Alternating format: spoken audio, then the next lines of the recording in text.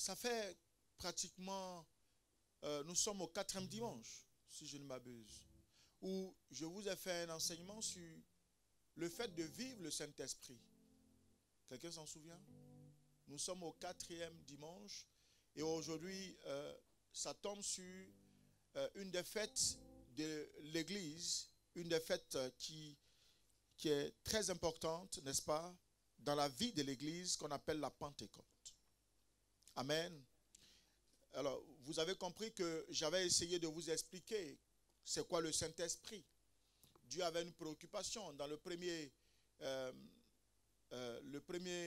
dimanche, le premier jour de notre programme, je vous avais dit que Dieu avait des préoccupations. Ces préoccupations étaient telles que tous ceux qu'il avait prédestinés, son premier fils qu'on appelle Adam, qu'il avait envoyé dans le jardin d'Éden, Adam avait échoué. Alléluia. Et il avait échoué par sa rébellion. Ensuite, il a envoyé d'autres personnes. Il a envoyé Noé. Noé a échoué par le fait qu'il allait maudire ses enfants. Donc c'est là que la malédiction, le maudit de la bouche, là, a commencé à prospérer dans la vie des gens, n'est-ce pas? Et ensuite, il y a eu le cas abrahamique, pardon.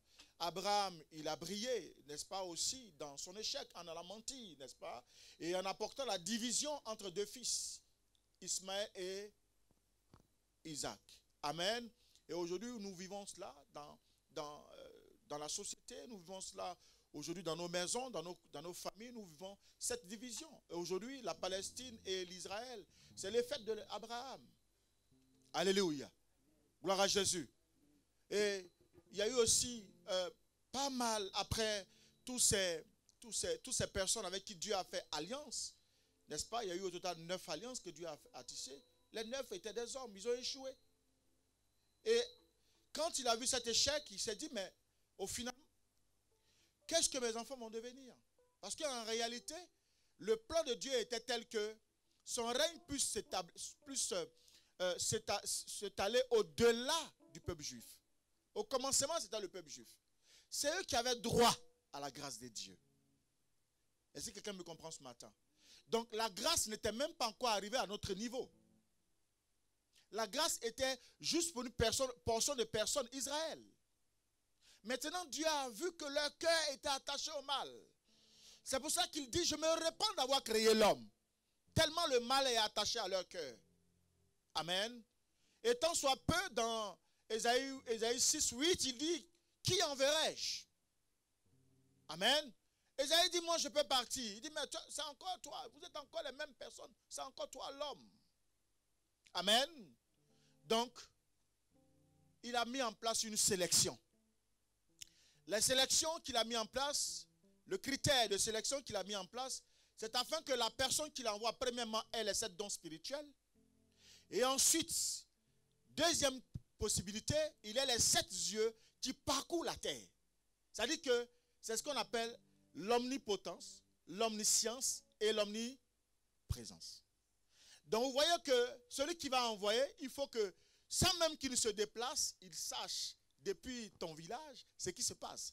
C'est pour cela, parfois, vous êtes ici par la grâce et par le Saint-Esprit. Dieu permet qu'on sache ce qui se passe aussi loin de votre situation. Et des fois, Dieu va même en profondeur pour développer d'autres aspects que vous-même vous cachez, ou même qui sont cachés par l'esprit du malin, et que Dieu ouvre pour vous aider à sortir. Gloire à Jésus. Et quand, voyez-vous que, quand Ésaïe a vu ça, il a dit, ça commence à devenir compliqué.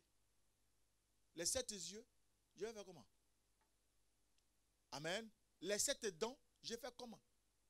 Gloire à Jésus. Je peux avoir quelques dents, mais avoir 7 dents là, c'est compliqué pour moi. Donc, en fait, lui-même, il n'a pas dit, je me disqualifie. Mais quand il a vu la situation, il dit, je préfère prophétiser. Alléluia. Et c'est là qu'il va prophétiser la venue de qui? Emmanuel.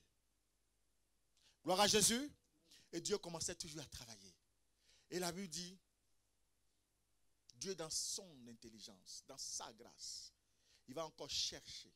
Parce que celui qu'il doit envoyer là, il faut qu'il ait les critères dont je vous ai parlé. Gloire à Jésus. Donc qu'est-ce qu'il va faire? Il va chercher une femme parmi les hommes. Parce que celui qui va envoyer, il ne va pas marcher parmi des animaux. Il va marcher, n'est-ce pas, parmi des hommes.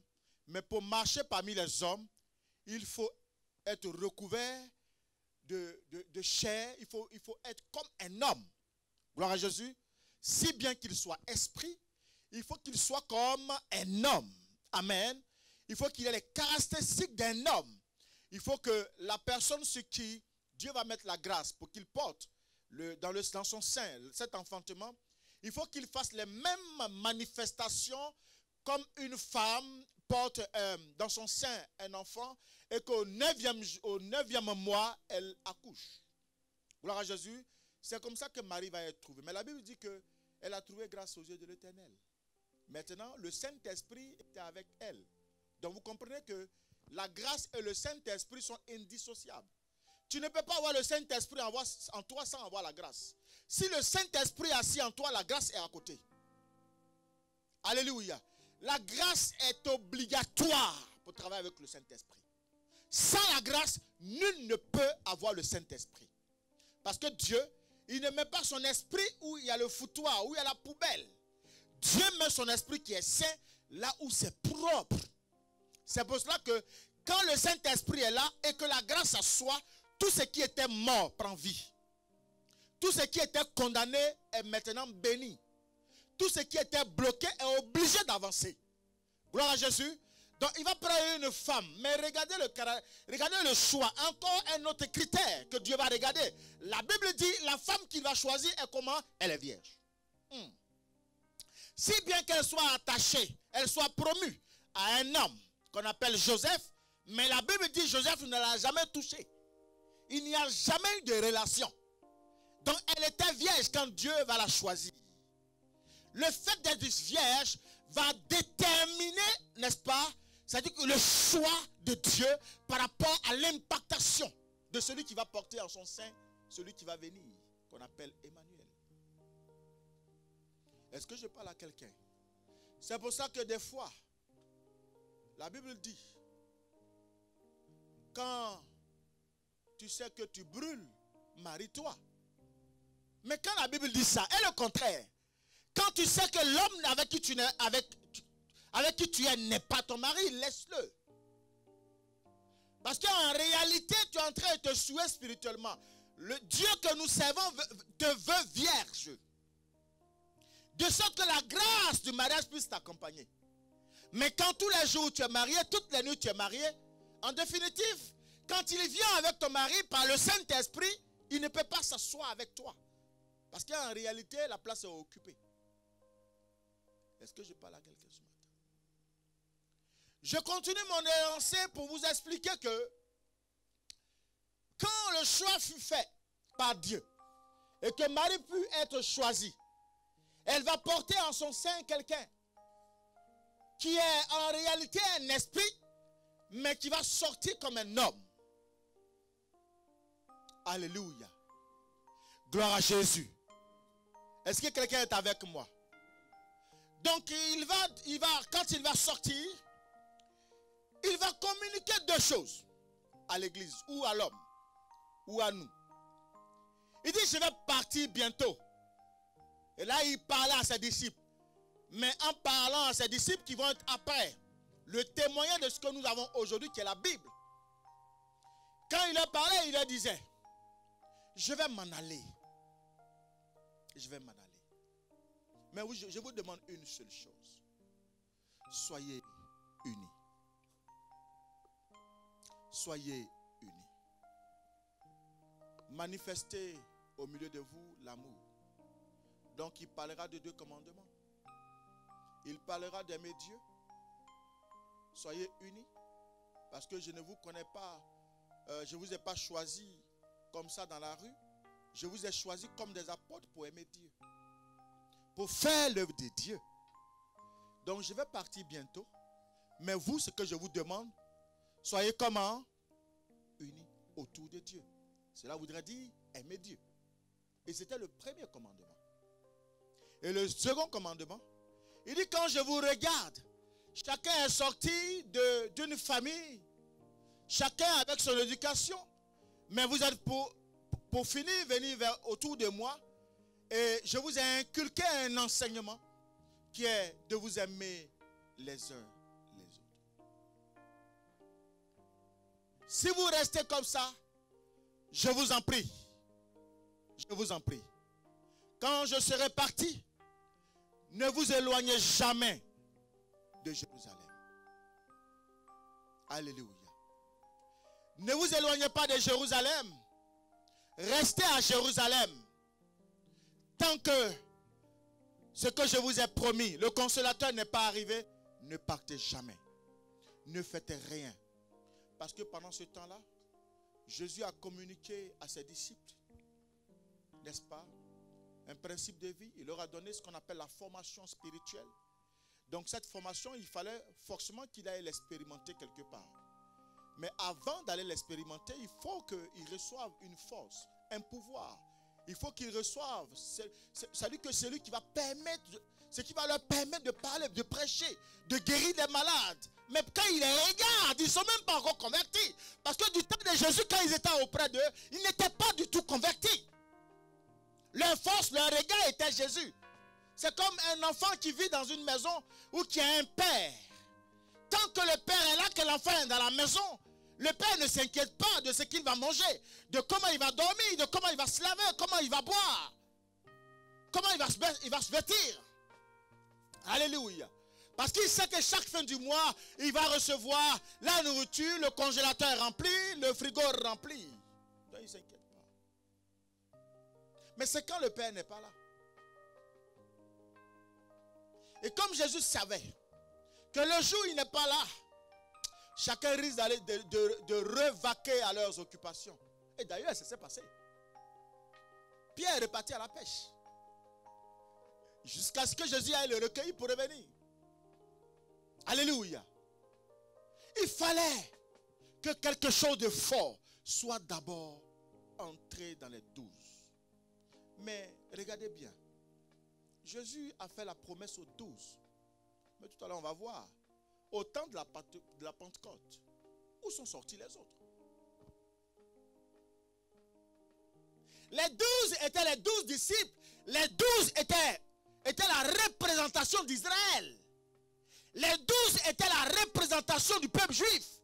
Mais le reste. La force de la Pentecôte, c'est le reste. La révélation de la Pentecôte, ce n'est pas par rapport aux 12. C'est le reste.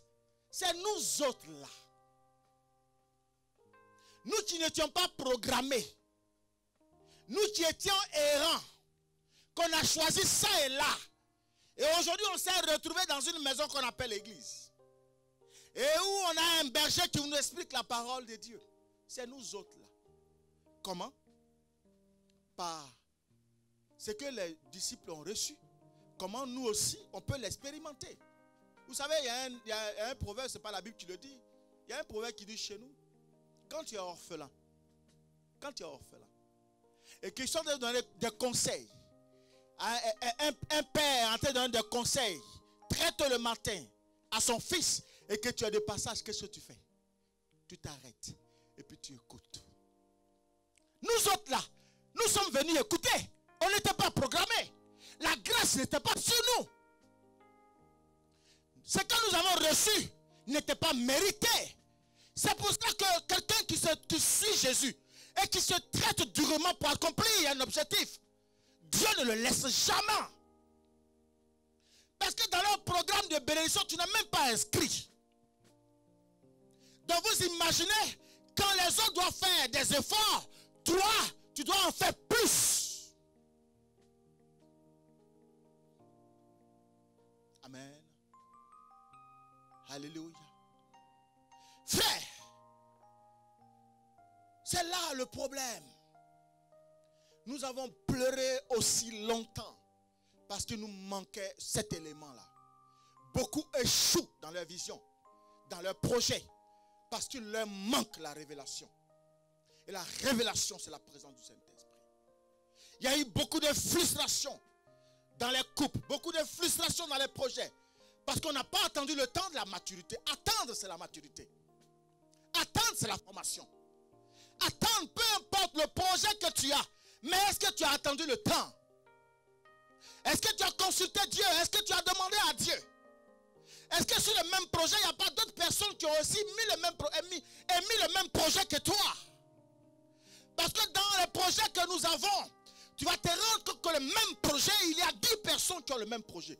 Et qui crient aussi à Dieu. Maintenant, quand les mêmes personnes sont en train de crier à Dieu pour le même projet, quelle est ta situation? Quel est ton intérieur? Ton homme intérieur est comment? C'est ce que Dieu regarde pour dire. Tout le monde crie, mais j'ai entendu une voix. C'est pour ça qu'il dit, dans le psaume 34, verset 7, il dit quand un malheureux crie, j'entends, l'Éternel entend, il le délivre de toutes ses détresses. Mais qui est malheureux? Qui est juste? Comment Dieu peut savoir que tu es un véritable malheureux? C'est par ton homme intérieur. Donc vous allez voir que le fait des 2 codes que j'ai appelé le premier code de l'amour, le deuxième code de l'unité, il ne doit pas y avoir la déchirure dans l'église. Et vous savez que quand on parle de l'église, c'est nous, parce que nous sommes le temple du Saint-Esprit. Un temple voyage partout. Tu es le temple du Saint-Esprit. Admettons, donc où tu es là, à l'intérieur de toi, on ne doit pas avoir la division. À l'intérieur de toi, on ne doit pas avoir l'envie. La jalousie, on ne doit même pas voir ça. Parce que celui qui est à l'extérieur veut rentrer dans le temple, mais il va regarder ton attitude. Il va regarder ton comportement, ta façon de parler.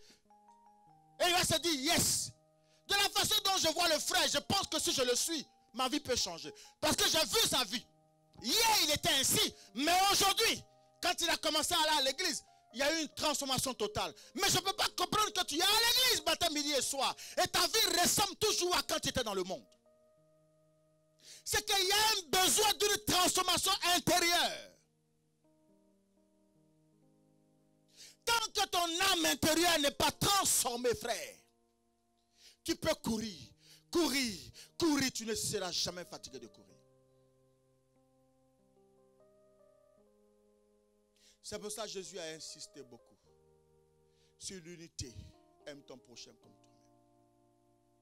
Il dit qu'il ne veut pas venir un jour et venir trouver dans l'église qu'il y a des divisions.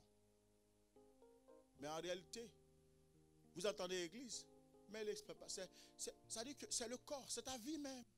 L'église, ça n'a pas de sens. Si tu n'es pas là, il n'y a pas d'église. Est-ce qu'on est d'accord? Si tu es absent, il n'y a pas d'église. Donc en réalité, tu es toi-même ta propre. Tu es ton temple. Tu te transportes partout, au travail, dans ta famille, chez des amis, partout tu vas. Donc ce qui sort, ce qui doit te refléter, qui doit sortir de toi, doit être quelque chose de doux, qui rassemble, qui unit, qui élève. Voici le nœud de la souffrance. C'est ce que Dieu a vu. Il a dit qu'il se repent. C'est pour ça qu'il dit qu'il se repent d'avoir créé l'homme. Pourquoi? Parce que le mal est attaché. À partir du moment où tu portes atteinte à ton frère et à ta soeur, que vous soyez dans l'église ou pas. Mais il y a des gens qui sont dans l'église mais qui ne parlent pas à leur père, qui ne parlent pas à leur mère, qui ne parlent pas à leur frère. Ou même dans l'église, des gens qui sont là dans l'église qui se dépassent matin, midi et soir. Ah, moi je ne parle pas à telle personne. Moi je ne salue pas telle personne. Quel genre de personne?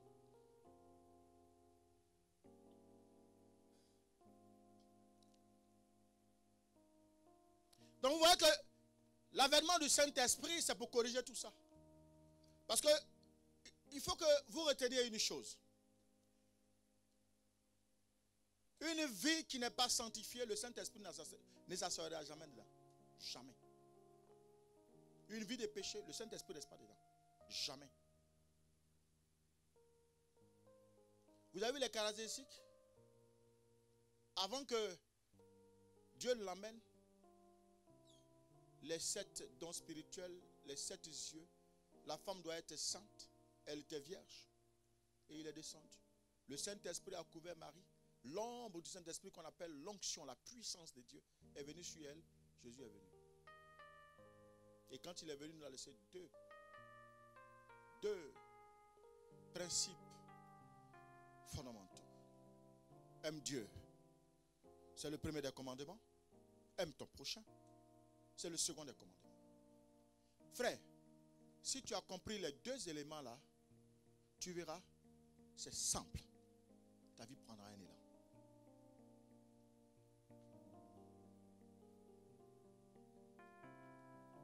Est-ce que pour faire du bien là, c'est compliqué? On a besoin d'aller à l'école pour ça.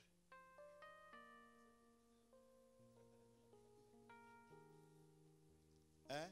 Est-ce que quelqu'un me comprend? C'est-à-dire tu es là matin, midi, soir, tu calomnies. Toi, tu vois que les défauts des gens. Tout ce qui sort de ta bouche, tous ceux qui calomnient, c'est des serpents. Est-ce que vous savez ça? Quelqu'un qui passe tout le temps calomnier. Quand tu as la personne, lui, il ne voit jamais. Vous savez, quand Dieu a dit ça là, Dieu n'a pas envoyé son enfant sur la terre pour qu'il soit rabaissé matin, midi et soir. Non. Même si l'enfant est en train d'échouer, encourage-le à aller. Pour dire c'est bon, tu peux y arriver. Vas-y, il reste juste un peu. Même si l'enfant, même s'il reste une telle distance, mais encourage-le. Mais toi, tu n'as jamais encouragé le mariage de tes frères. Tu as toujours vu défaut dans le mariage. Défaut sur la femme, défaut sur l'homme. Toujours. Mais quand est-ce que... Parce que ce que vous ne savez pas, ce que tu prophétises, c'est ce qui t'arrive toi-même.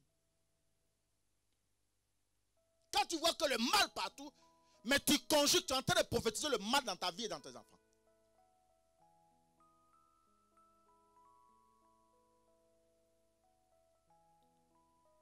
Je vous explique tout simplement, ma fille soit bénie. Je vous explique tout simplement ce qu'est le Saint-Esprit. Pour ne pas que demain on me dise, moi je n'avais pas compris, mais ce Saint-Esprit c'est quoi? Le principe du Saint-Esprit c'est ça. Tu veux qu'il travaille avec toi, il n'y a pas de problème. Le jour, tu as haine pour quelqu'un là, boum, il s'en va. Tu mens, il s'en va. Tu voles, il s'en va.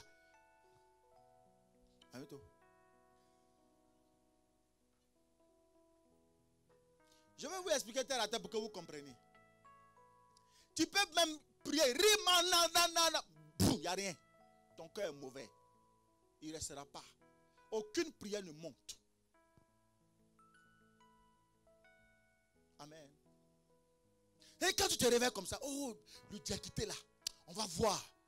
Tu n'as rien compris encore. Oh quoi, tu ne verras rien du tout. Il ne va rien se passer. Tu vas te tuer tout simplement, doucement. Amen.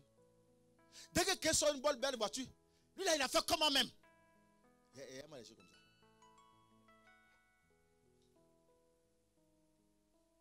Là, il est en train d'apprécier sa femme. Mais toi aussi vas te marier, apprécier pour toi. Elle n'est même pas belle même. C'est quoi ton problème? Amen. Tant que tu vis comme ça, mon frère, ma soeur, le Saint-Esprit ne travaillera jamais avec toi. Amen. Il est en train de chercher ça. Amen. Gloire à Jésus. Est-ce que ce matin, quelqu'un me comprend? Est-ce que vous m'avez compris un peu par cet enseignement-là? Nous allons un peu aller en profondeur ce matin. Je souhaite que tu prêtes beaucoup attention à ce que je vais t'expliquer. Amen. Je veux exprimer la Pentecôte aujourd'hui par une simplicité. N'est-ce pas? Juste pour que tu comprennes de manière terre à terre et que demain, ça reste gravé dans ton esprit. Et tu vives avec ça en tant que chrétien. Gloire à Jésus. C'est quoi la Pentecôte? N'est-ce pas? Alors, il faut d'abord savoir que, comme je vous l'ai expliqué tout à l'heure, Christ est mort pour le salut du monde. Ensuite, quand il est mort, le troisième jour, il a été ressuscité. C'est ce qu'on appelle la Pâque, l'agneau pascal. Amen. Et quand il a été ressuscité, il est parti, n'est-ce pas, au Père. Il est allé s'asseoir à la droite du Père. C'est ce qu'on a vu dimanche dernier, l'ascension. Donc quand il est parti à la droite du Père, il est venu Il a vu le monde. Il a vu les difficultés du monde. Il a vu les besoins du monde. Il a pris tout ça, n'est-ce pas? Il a porté ça sur lui, sur la croix, n'est-ce pas? Qu'on appelle la crucifixion. Et après, il y a eu l'ensevelissement. C'est-à-dire qu'il a pris tous nos malheurs, tout ce qui était sorcellerie, machin, tout et tout, l'œuvre de la sorcellerie, tout ce que l'ennemi programmait sur nous là, il a pris, il est descendu dans le tombeau avec ça. Et donc, c'est ce qu'il a laissé dans le tombeau. Amen. Quand il a laissé dans le tombeau, il est parti maintenant avec nos besoins. Pour dire, dans cette famille-là, on ne se marie pas. Je crois que si je ne vais pas au Père, vraiment, celui qui va permettre que cette famille se marie ne descendra pas. Donc, je m'en vais. C'est ce qu'on appelait l'Assomption. Donc, il est parti. Et quand il est parti, il s'est assis à la droite du Père. Et la Bible dit que, étant assis à la droite du Père, tes prières là, c'est lui qui prend ça. Donc, on comprend que nul ne peut parler au Père directement. Amen. Sans passer par lui. C'est ce que la Bible nous dit. Est-ce qu'on comprend jusque-là? Donc, vous voyez que le salut du monde, le salut de toi et moi, dépend de Jésus. Donc, quand tu pries là, en fonction de ce que tu pries, il faut prier surtout avec la parole de Dieu. Parce que, avec les Écritures, n'est-ce pas? Quand tu pries avec la parole de Dieu, lui-même, tu lui rappelles ce que lui-même il avait écrit. Donc, du coup, comme il a lui-même écrit les paroles de la Bible, quand tu pries avec ça, en fait, tu rappelles à ce Dieu-là ce qu'il avait écrit, puisqu'il est la parole, il est la lumière. Et puis encore, c'est lui qui parle à Dieu pour toi. Il est ton avocat. Il intercède pour toi. Donc, ce que tu vas dire, quand tu ouvres ta Bible, tu dis, Seigneur, tu as dit dans ta parole, quand un malheureux crie, tu entends, Seigneur, voilà, ça fait 10 ans que je ne suis pas marié, alors que je suis en âge d'être marié. J'intercède maintenant pour que tu parles à papa, pour que papa puisse vraiment valider mon mariage. Parce que je vous ai enseigné ici sur chaque vie est attaché à un jugement. Il y a un jugement à chaque instant. On ne sait pas dans combien de temps. Ça veut dire quelle est la fréquence des jugements, mais en fonction du domaine de bénédiction que tu cherches. Quand c'est dans le travail, on dit bon, le travail que la personne veut là. Maintenant, l'accusateur, lui, il est là. Il est toujours au même endroit où Dieu est, qui est le seul arbitre, qui dit que le juge par excellence. Et puis de l'autre côté, tu as les anges qui sont là, et tu as Jésus aussi, qui dit non. L'homme là, il veut du travail, mais est-ce qu'il paye ma dîme? Parce que je me rends compte que quand je lui donne le travail, il est ingrat. Il disparaît. Quand l'argent finit, il revient encore. Donc comme il est ingrat, le travail là, je ne lui donne pas maintenant. Il va attendre un peu. Jusqu'à ce qu'il comprenne qu'il doit d'abord me donner à moi pour que je mette de côté. De sorte que quand il vient frapper, quand il a faim, je puisse lui redonner. En fait, c'est ce que vous ne comprenez pas. C'est que le travail, le salaire du travail que vous recevez, ça ne vous appartient pas. Dieu vous l'a donné, mais il dit, enlevez 10%, mais donnez-moi, je mets de côté. Et puis, cet argent que je mets de côté là, quand tu auras besoin, c'est-à-dire cet argent va parler en ta faveur. Pour me rappeler, parce qu'il y a du monde qui parle. Amen. Donc l'accusateur dit, oh, il ne paye pas dîme, il ne paye pas dîme. Il est chez toi, il ne paye pas dîme, et puis il est méchant. Même dehors, il ne donne pas l'argent à son père, il ne donne pas l'argent à sa mère, c'est écrit dans la Bible. Tu dois honorer ton père et ta mère. Mais c'est le jour où tu as l'argent, tu dis ton père est sorcier. Le jour où tu as l'argent, ta mère est sorcière. Tout cela pour que tu manges seul avec ta femme. Vous grossissez seulement. Les enfants sont même débraillés, très mal habillés. C'est-à-dire que tu prends ton argent, tu es dans les toutous seulement. Le bordel club. C'est ça le toutou. Donc en réalité, ton argent sert à rien. Ton salaire sert à rien. Donc tu vas demeurer dans la pauvreté. Et puis Dieu dit, bah, décidez pauvre. Gloire à Jésus. On dit mariage. Il vient encore l'accusateur. Oh, celle-là, est-ce que tu la connais même? Elle frappe garçon. Amen. Alors que la parole dit que la femme doit être soumise à son homme. C'est pas ça. Elle frappe garçon. Quand son mari parle 1, elle parle 10. Donc elle n'a pas droit au mariage. Et puis deuxièmement, elle est en contact avec tout le monde entier dans la propre maison. Facebook, WhatsApp. Elle parle avec tout le monde. On ne sait plus qui est qui. Elle est infidèle. Ça, c'est accusateur. Parce qu'il t'a vu dans Facebook. Des fois, il parle avec toi. Il prend un avatar, il parle avec toi. Quand il te parle, tu ne réponds. Mais tout ça, il a pris pour envoyer ça à Dieu. Est-ce que vous comprenez un peu? Dieu dit, bon, son cas là. Et puis Jésus dit, non, c'est vrai qu'elle est comme ça, mais dans ma maison, elle paye sa dîme. Elle est à l'heure, elle intercède. Elle est vraiment, elle prie pour mes enfants. Elle s'occupe de ma maison, elle balaie dans ma maison. Son cas là, non. Moi, comme je suis celui qui intercède pour l'église et pour elle, je décide qu'elle soit mariée. Bah, on met le cachet, tu es marié. Et là, on attend. Mariage! Est-ce que quelqu'un commence maintenant? Alléluia. Donc, vous voyez que c'est ça. Il est parti à tout ça. Maintenant, vous allez voir, à la Pentecôte, Dieu le Père va envoyer au monde l'esprit de son Fils.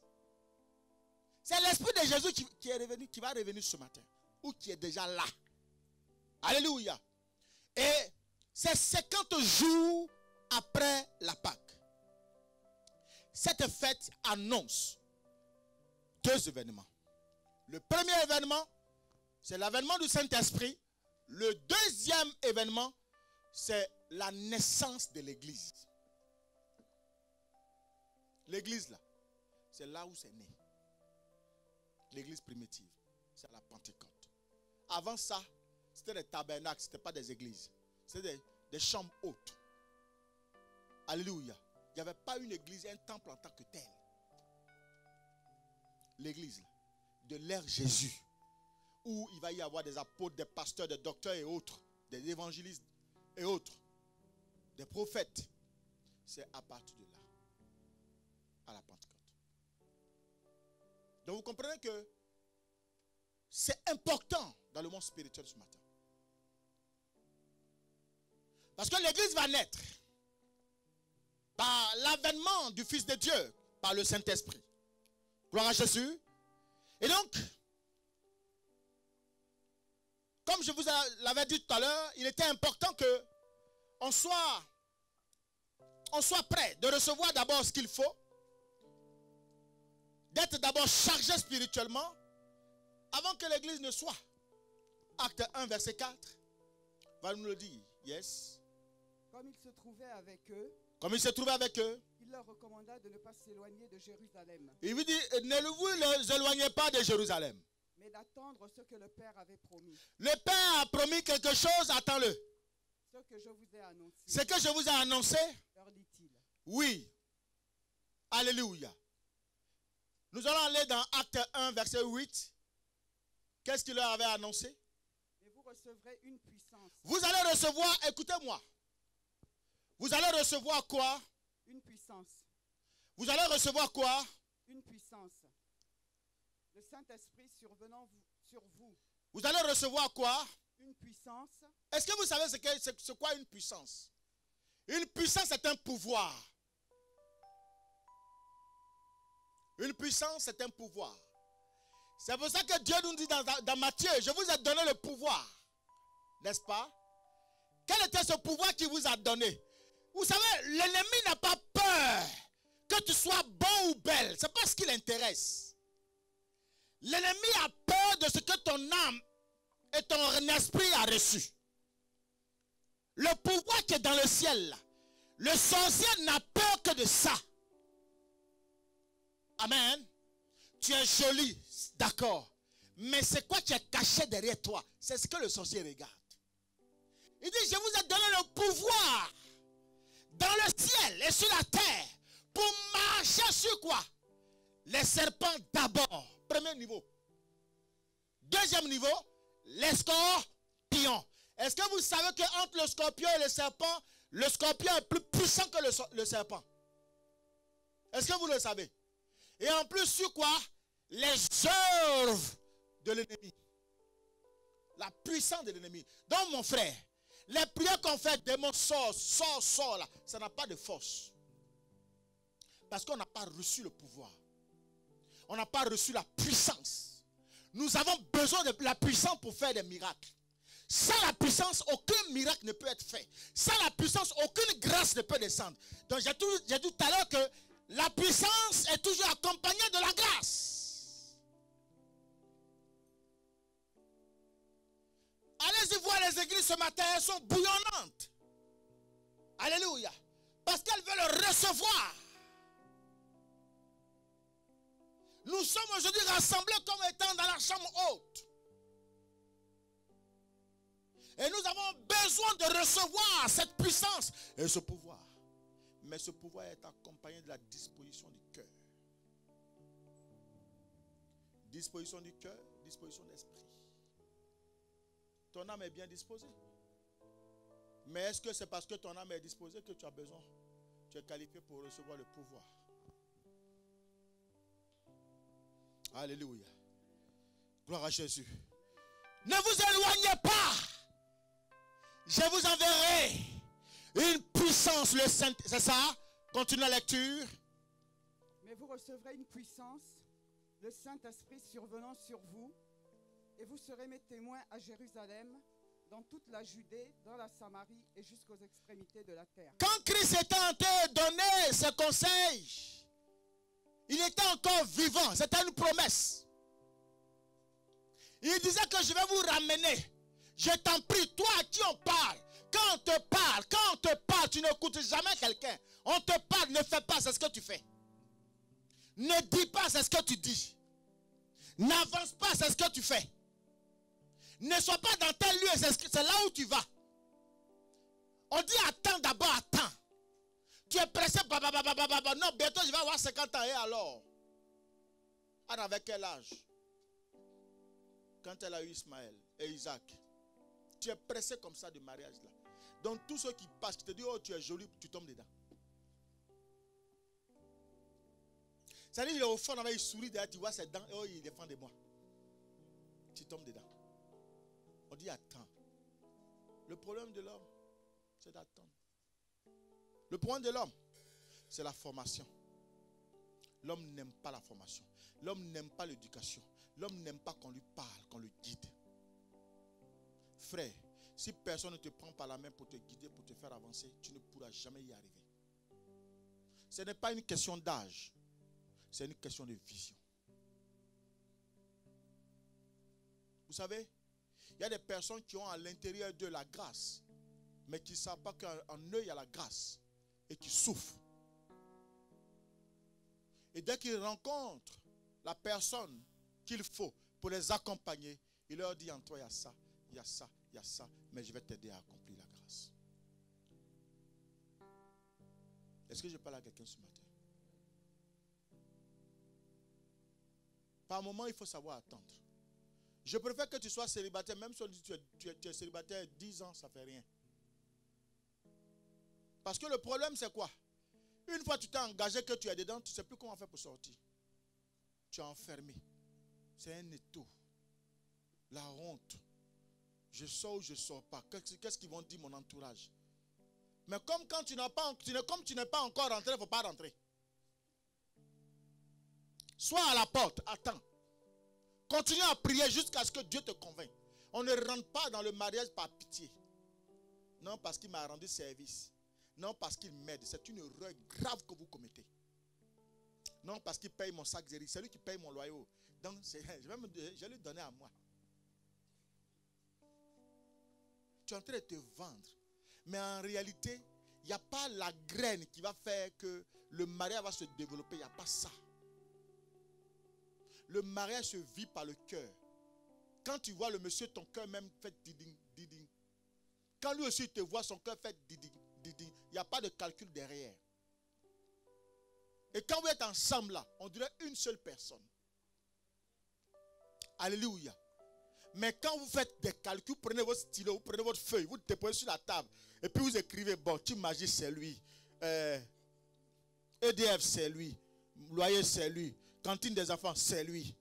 Ma garde-robe, Louis Vuitton, que je vais acheter sac, c'est lui. Bon, s'il peut acheter au moins 2 comme ça, 3, c'est qu'il est bon. On va le tester un peu. Bon, je vais aller faire un tour chez Galerie Fayette. Et puis tu prends le pauvre monsieur. Il t'aime. Mais toi, tu fais calcul. Au final, qu'est-ce qui va se passer? Tu vas rater la grâce de Dieu. Parce que tu es dans tes stylos. L'amour ne se vit pas par calcul. L'amour se vit par le cœur. Alléluia. Tous ceux qui font des calculs ne sont pas amoureux. C'est des sorcières. Des sorcières et des sorciers. Parce qu'il y en a aussi des garçons qui calculent. Un garçon qui calcule, il n'a pas le droit de se marier. Il n'a pas le droit au bonheur. Parce que la femme là, c'est la grâce de Dieu. Amen. Donc toi là, tu n'as pas le droit au bonheur. Tu dois rester seul dans ton coin comme ça là. Et puis il va comment tu vas faire. Peut-être tu vas faire violon tous les jours. Vous connaissez violon? J'ai passé par là. Acclame le Seigneur.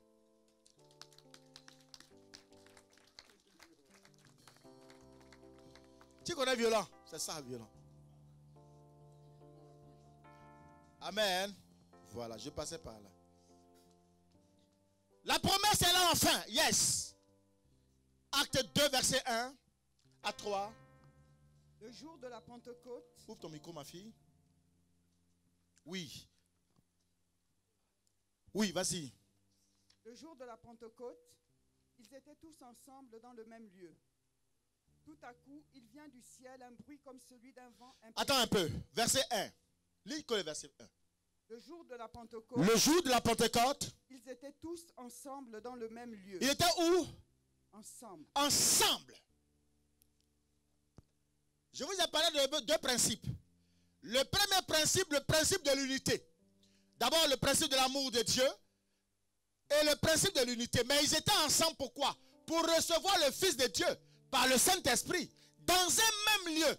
Ils avaient un seul esprit, un seul cœur, un seul corps. Ils étaient une seule personne. Je vous ai dit que pour recevoir le Saint-Esprit, il faut que tu aies l'amour de Dieu. Ensuite, que tu aies l'amour de ton prochain. Si tu n'as pas les deux là, c'est même pas la peine. Tu n'es pas qualifié à recevoir le Saint-Esprit. Les apôtres étaient là. Il y avait aussi d'autres personnes qui étaient qualifiées à être là. Ma fille, je ne t'ai pas donné le verset, mais vas-y, prends. 1 Corinthiens 12, verset 13. 1 Corinthiens 12, verset 13. On va lire ça rapidement. Le Saint-Esprit vient de me le donner. 1 Corinthiens 12, verset 13. Yes, tu as trouvé? Oui. Lis rapidement. Nous avons tous, en effet, été baptisés. Nous avons tous été baptisés, yes. Dans un seul esprit. Dans un seul esprit. Pour former un seul corps. Pour former un seul corps. Soit juif. Est-ce que là on a dit qu'il y a Bété seulement qu'on doit rester là? Est-ce que là on a dit que c'est les Agnis seulement qui doivent rester là? Est-ce qu'on a dit que c'est les Congolais seulement qui doivent rester là? Vas-y ma fille. Soit juif. Soit juif. Grec, soit grec. Soit esclave. Soit esclave. Soit libre. Soit libre. Et nous avons tous été abreuvés d'un seul esprit. On a bu dans un seul puits qui est le puits de Saint-Esprit. On avait un seul corps. Regardez au verset 1 de Acte 2, verset 1. Ils étaient tous rassemblés, n'est-ce pas, dans un même lieu. Et ici, l'amour est primordial. Là, on parle d'un seul corps, un seul esprit. Et tout ça dit que brevet d'un seul puits, c'est quoi? Voici le puits. Tout le monde boit en même temps à l'intérieur. Il n'y a pas à dire, vous savez, très souvent les gens qui arrivent chez les... Quand tu veux voir la méchanceté de quelqu'un, je vais vous expliquer le topo aujourd'hui. On dit on n'a qu'à boire dans le même verre. Il dit non, lui, il a toujours son verre. Il est méchant. Amen. Ah non. Moi, on va me servir. On dit, il n'y a pas d'autres gobelets dans la maison. Tous on doit boire dans le même verre. En fait, la base de la scène, c'est ça. Quand Jésus a initié la Sainte Seine, sur la table de la Sainte Seine, il y a 2 éléments. Il y a la coupe de la Seine et à l'intérieur, il y a son sang qu'on appelle le vin. Amen. Et puis il y a le pain. Quand il a fini, il a rompu le pain, il a pris, il a bu, il a mangé et ensuite, il a bu un peu et il a dit, buvez-en tous. En tous. En tous là, ça veut dire que tout le monde doit boire à l'intérieur.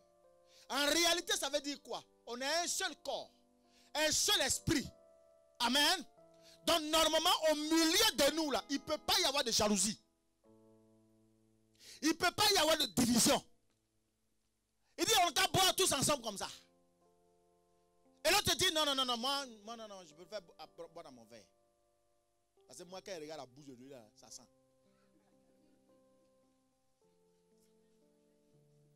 En fait, quand vous voyez une telle personne qui s'exprime comme ça, même si elle ne le dit pas haut et fort, son cœur le dit par le geste qu'elle manifeste.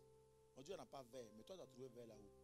C'est-à-dire que tu te mets à l'écart des autres, alors que la Bible dit ici que on a été abreuvé dans un seul puits.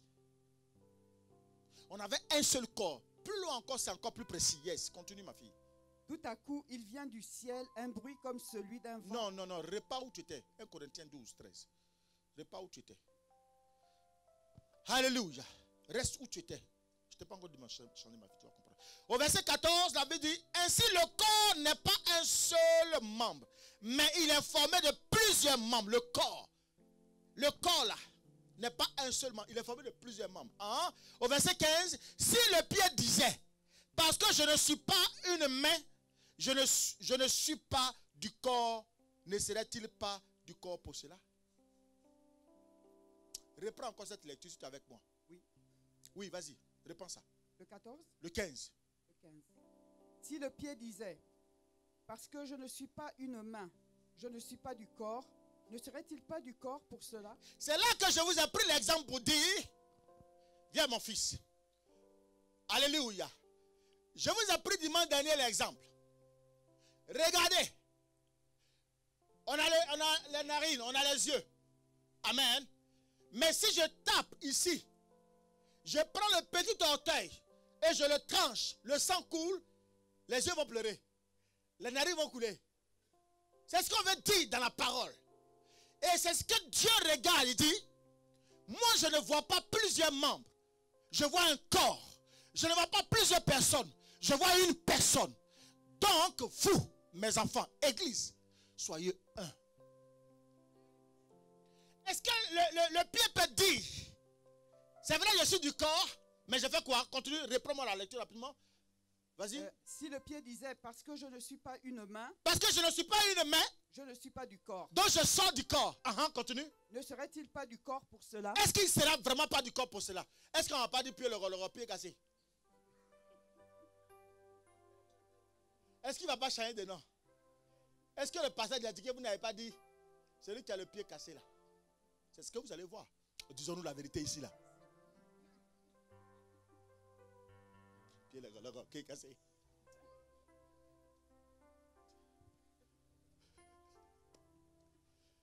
Alléluia. Écoutez-moi.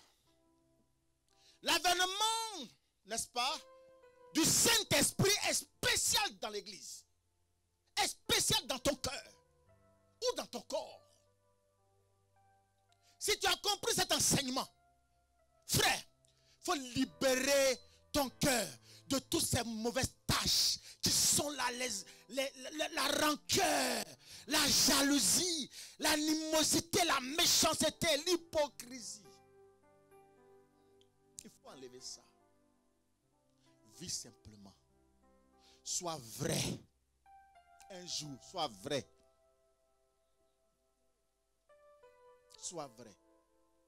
Tu veux te bâtir le Saint-Esprit, sois vrai. Quand tu vois l'autre en train de pleurer sur ton corps, tu pleures. Continue, ma fille. Et si l'oreille disait, oui, parce que je ne suis pas un œil, je ne suis pas du corps. Continue. Ne serait-elle pas du corps pour cela? Si tout le corps était œil, où serait l'ouïe? S'il était ouïe, l'ouïe c'est ça. Où serait l'odorat? Continue. Maintenant, Dieu a placé chacun des membres dans le corps, comme il a voulu. Si tous étaient un seul membre, où serait le corps? Maintenant donc, il y a plusieurs membres et un seul corps. L'œil ne peut pas dire à la main, je n'ai pas besoin de toi. Ni la tête dire aux pieds, je n'ai pas besoin de vous. Mais bien plutôt les membres du corps qui paraissent être les plus faibles sont nécessaires. Et ceux que nous estimons être les moins honorables du corps, nous les entourons d'un plus grand honneur. Yes. Amen. Qu'est-ce qu'il veut dire par là? Tout à l'heure, c'est ce que je disais dans l'entrée. Je dis très souvent, on a tendance à ne pas encourager le bonheur des autres. On voit toujours ce qui est rabaissant. La Bible dit ici que les membres qui sont les plus faibles, nous qui sommes forts, nous devions les encourager à atteindre notre niveau.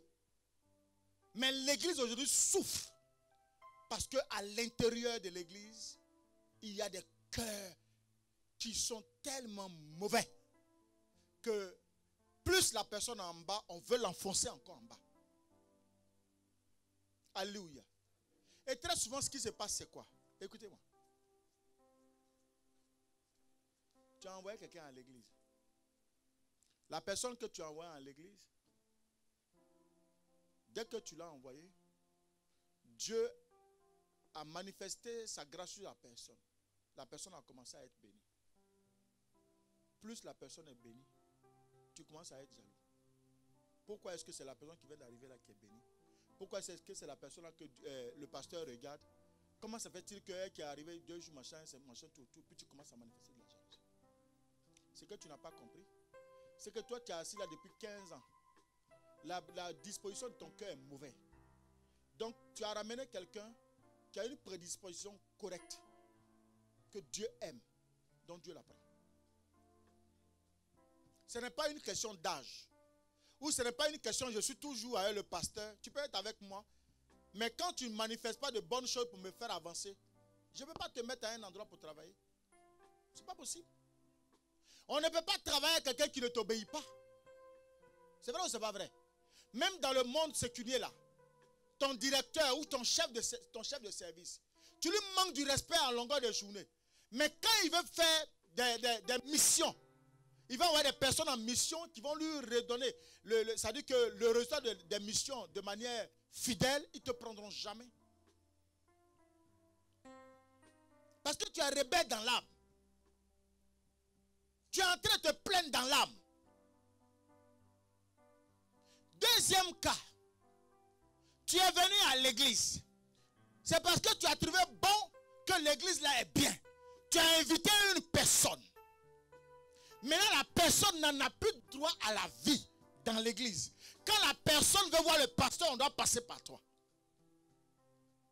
Quand la personne doit avoir des bénédictions pour prier, pourquoi est-ce que tu allais voir le pasteur? Pourquoi tu ne m'as pas dit? La personne est bénie. Pourquoi la personne ne t'a pas fait témoigner d'abord toi, avant de faire le témoignage à l'église? Ça devient la pire sorcellerie, quoi. Maintenant, quand toi, parce que la personne est en train de prospérer, et puis elle est en de bons termes avec le pasteur, tu quittes l'église. Et quand tu quittes l'église, tu es là-bas maintenant au fond, et puis tu appelles l'autre. C'est moi qui t'envoie dans l'église. Si tu ne quittes pas là-bas, tu vois ce qu'il va faire. Mais oui, attendez. Vous êtes là, non? Ça se passe. Vous êtes là. On est dans le Saint-Esprit aujourd'hui. On se parlait. Même si je ne dis rien, je sais. Je vous ai toujours dit, le fait de te regarder comme ça, je sais ce qui se lit sur ton cœur. Même si je ne te dis rien. Mais parce que je vais perdre du temps sur ça alors qu'il y a une âme qui est en train de mourir quelque part.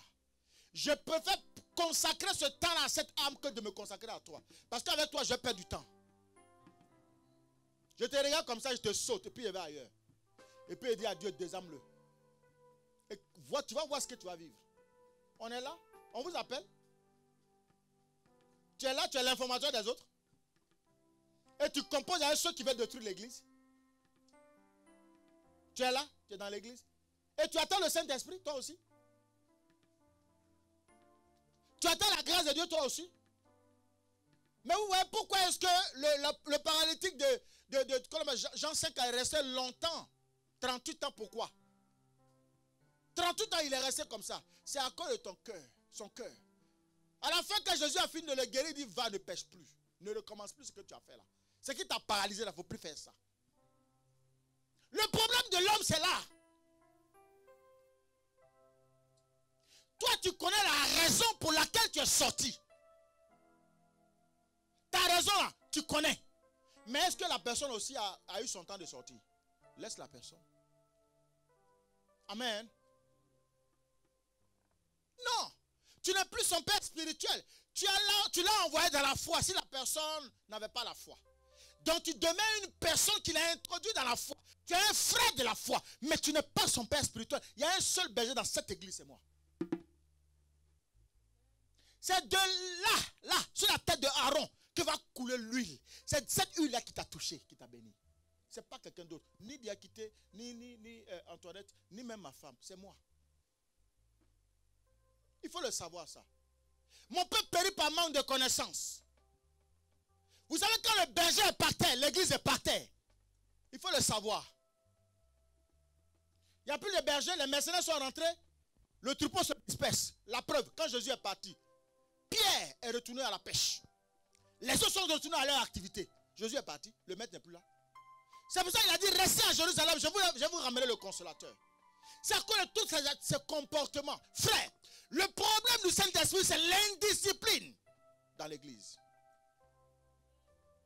Si l'église commence à prêcher la croix à la discipline, vous allez voir, il y aura beaucoup de mariages, beaucoup d'enfantements, beaucoup de miracles qui vont s'opérer. Mais le problème, c'est que les gens, maintenant, il y a l'indiscipline d'abord en tant que pasteur. Il y a l'indiscipline en toi. Tu es pasteur, mais tu as fini avec les jeunes filles de l'église. Tes regards sont comme ça, crie, crie. Quand il y a une nouvelle personne, crie, crie, tu es sur elle. Pourquoi? Femme, ça là, c'est pas femme. Amen. Donc l'indiscipline d'abord dans le corps de Christ. Et cette indiscipline coule maintenant pour venir ici. Parce que je vous ai fait un enseignement pour vous dire qu'il y a une eau qui sort d'ici. Et quand ça sort du trône, ça vient vers ici.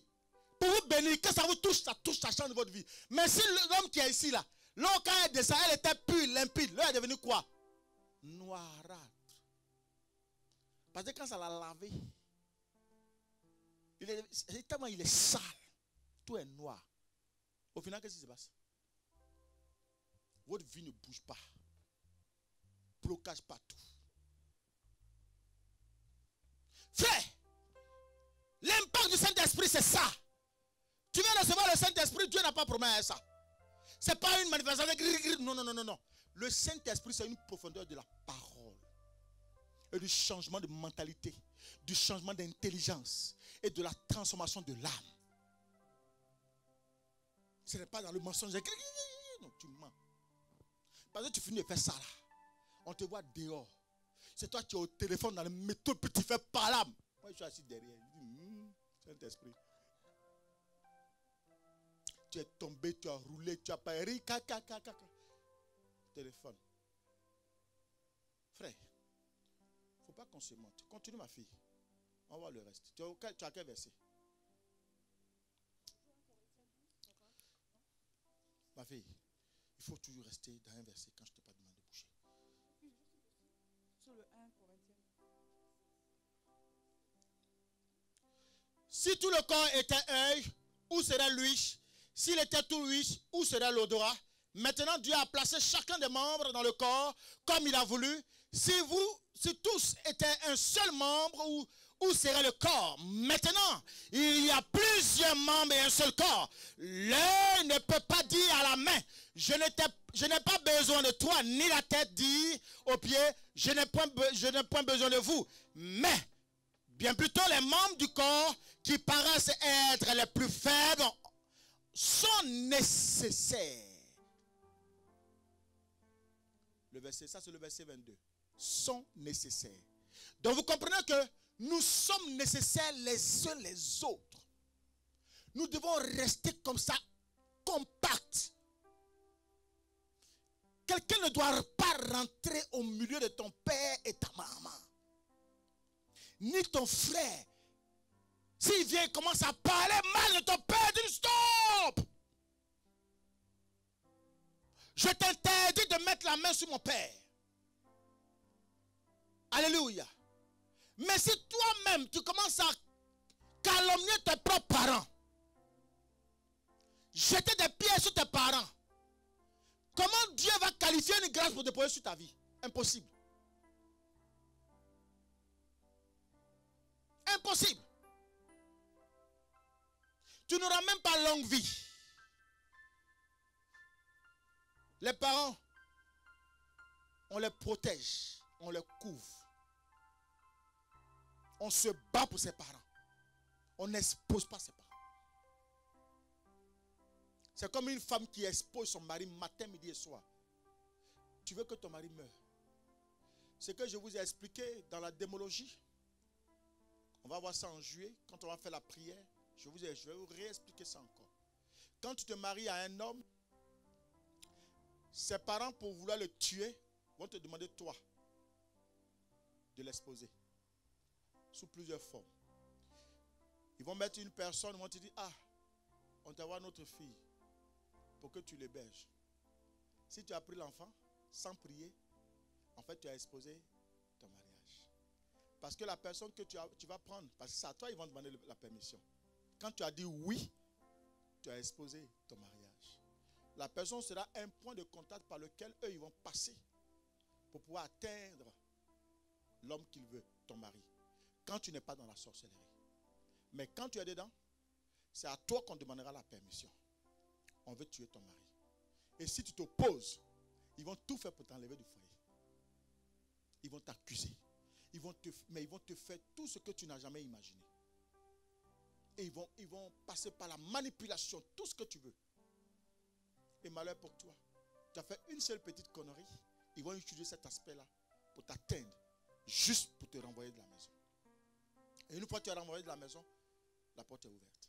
On fait de ton mari ce qu'on veut. Vice versa. Quand tu es marié à une femme que tu as récupérée de sa famille et que tu l'as envoyée auprès de toi, son père n'a plus de droit sur la femme. Il perd le droit, il perd l'autorité. Parce que, d'abord, elle va changer de nom. Donc, elle s'inscrit en toi. Donc, si toi, tu es un homme de prière, tout ce qu'ils avaient programmé là s'annule. Dieu repositionne les choses à cause de toi. Amen. Sarah, ses parents étaient idolâtres, très fétichistes, animistes. Ils aimaient beaucoup la sorcellerie. C'est à cause d'Abraham que Dieu a changé le cours des choses sur Sarah. Abraham n'est pas stérile, c'est Sarah qui l'est. Mais comme ils sont mariés, il ne peut pas aller faire autre chose. La preuve, quand il a touché Agar, est-ce que l'enfant n'est pas sorti? Qui était stérile? Qui était stérile? C'est Sarah. Est-ce qu'on comprend la parole? Comprenez une chose. Là, les deux sont mariés. Le jour où on veut avoir maman Diakité, ils vont demander la permission ici. Quand on sait que lui, là, ses mains sont toujours en haut, en train de prier, genoux par terre, en train de prier, jeûne et prière, et il est toujours correct dans sa prière, ils auront du mal à rentrer. Qu'est-ce qu'ils vont faire? Ils vont les infiltrer. Dans l'infiltration, si lui n'a pas les yeux ouverts, ils ont eu sa femme. Parce que lui, on va le rendre malade. Donc, en train de regarder sur sa maladie, on n'a plus le temps. Il ne peut plus prier. Il est désarmé maintenant. Donc, dans le foyer, il y a une division. Il n'y a plus d'attente. Là où ça dit chérie, chérie, ça disparaît, c'est les anciens qui s'envolent maintenant. Et du coup, qu'est-ce qui va se passer? Il a affaibli. Et puis, le caractère de la femme change. Parce que quand ils viennent, ils empoisonnent en même temps l'atmosphère. De sorte que l'obéissance qui était là devient une désobéissance. Du coup, la femme va commencer à découcher, sortir, recevoir, faire ce qu'elle veut. Ce qu'elle n'avait pas l'habitude de faire. Mais en fait, elle est envoûtée. Et à partir de cet instant-là, c'est fini. Lui, il en a marre. Il disparaît. Il quitte le foyer. Et quand il quitte le foyer, c'est fini. On l'a vu. C'est ce qu'on appelle la diversion dans le monde spirituel. On veut atteindre un objectif, on utilise une procédure normale mais qui est fausse. C'est ce qu'on appelle la ruse. Si tu n'as pas les yeux spirituels, tu n'as pas le discernement de l'esprit, c'est fini, on t'a eu. C'est pour ça, moi je ne laisse même pas prospérer une seule minute, une seule seconde d'un mauvais caractère dans ma maison. Je mets ça au pas. Direct. Quand ça continue, je dis bon, on va se parler. Parce que je crois qu'on va signer la fin de notre cohabitation. Là où vous êtes trop simple, On réussit à vous avoir. Et c'est à vie, vous souffrez. Amen. Est-ce que je parle à quelqu'un ce matin? Gloire à Jésus. Est-ce que quelqu'un a compris le sens du Saint-Esprit? Amito, ça va? Tu as bien compris? Est-ce que quelqu'un a compris? Si tu as compris, acclame le Seigneur. Ma fille, reviens à Acte maintenant. Reviens à Acte, Acte 2. Amen. Rapidement, on n'a plus assez de temps. Acte 2, le verset qui suit, verset 1 à 3. Assez rapidement. Le jour de la Pentecôte. Le jour de la Pentecôte, yes. Ils étaient tous ensemble dans le même lieu. Oui. Tout à coup, il vint du ciel un bruit comme celui d'un vent impétueux. Ok. Et il remplit toute la maison où ils étaient assis. Dans eux, des langues semblables à des langues de feu leur apparurent. Ok. Alors, ce que je vais faire retenir ici, la promesse est là maintenant. Mais la promesse va être précédée par deux événements. Le premier événement, c'est le vent. Le vent est le symbole du Saint-Esprit. Est-ce que je parle à quelqu'un? Ce n'est pas tous les vents qui sont mauvais. Hein? Le vent est le symbole du Saint-Esprit.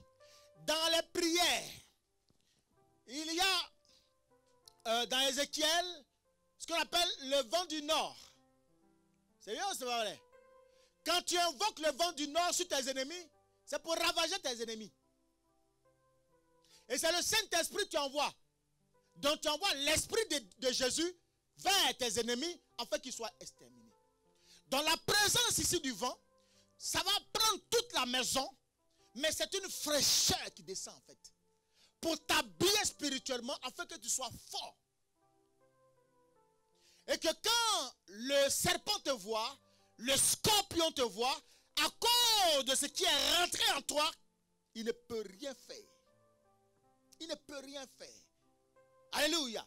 Deuxièmement, il y a un feu comment? Donc, et il remplit toute la maison où ils étaient assis. Des langues semblables à des langues de feu leur apparurent. Deuxièmement, il y a le feu. Amen. Le feu est le deuxième symbole qui annonce le feu, le feu, le feu. Amen. Vous avez compris aujourd'hui que quand vous invoquez le feu, vous demandez à ce que Dieu intervienne.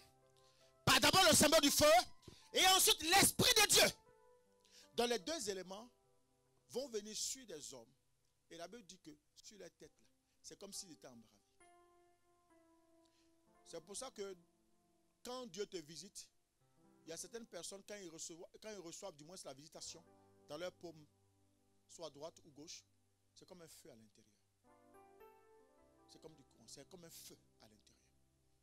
Et puis la main tremble comme ça. C'est qu'ils sont être baptisés du Saint-Esprit. Et les deux éléments sont très, très importants pour l'Église. Regardez Jésus. Quand il a regardé à un moment donné ses disciples, il a senti qu'ils étaient faibles. La Bible dit, il a soufflé sur eux. Amen. Le vent qu'il a envoyé, ça a été le vent de l'Esprit. Amen. Il y a d'autres symboles qu'on verra le dimanche prochain, mais pas aujourd'hui, et que je vous expliquerai plus tard. Alléluia. Donc vous comprenez que ceux qui étaient là, ils étaient comment? Ils étaient combien? 120. Mais ils étaient au départ, Jésus a parlé à combien? À 12. Il a parlé à 12. Quand il a parlé à 12, on vient maintenant à la chambre. Quand Jésus donnait les conseils pour dire restez à Jérusalem, là, est-ce que les autres étaient là? En fait, la révélation de la Pentecôte, c'est les 120 moins 12. Le reste là, c'est ça. Ceux-là n'étaient pas programmés. C'était le début de l'église. Pendant qu'eux, ils étaient là, n'est-ce pas? Parmi eux, il y avait les apôtres. N'est-ce pas? C'est tout ce nombre-là qui fait 120. Maintenant, le reste, qui est-il? Qui sont-ils? C'est là que Dieu, c'est l'objectif de Dieu. Dans le commencement de mon enseignement de vivre le Saint-Esprit, je vous disais, le principe de Dieu, c'était d'élargir son règne. Son règne était limité aux Juifs, c'était les 12. Maintenant, pour élargir son règne, il fallait qu'il y ait plus de 12 personnes. Tu as compris la révélation, mon fils? Il fallait étendre. Parce que les 12 seulement là, est-ce qu'ils n'arrivent pas à faire réellement la mission? Si les 12 sont remplis, et que parmi eux, il y a des paresseux, parmi eux, il y a des gens qui n'arrivent pas, qui ne peuvent pas aller plus loin, qu'est-ce qui va se passer? Ils vont dormir, la mission de Dieu ne va pas s'accomplir. C'est pour cela que Dieu a touché le reste. C'est pour ça que Dieu t'a touché. C'est pour ça que Dieu t'a touché. C'est pour ça que Dieu m'a touché. Nous qui n'étions pas prévus, nous faisons partie du reste des 120. Est-ce qu'on peut acclamer Jésus?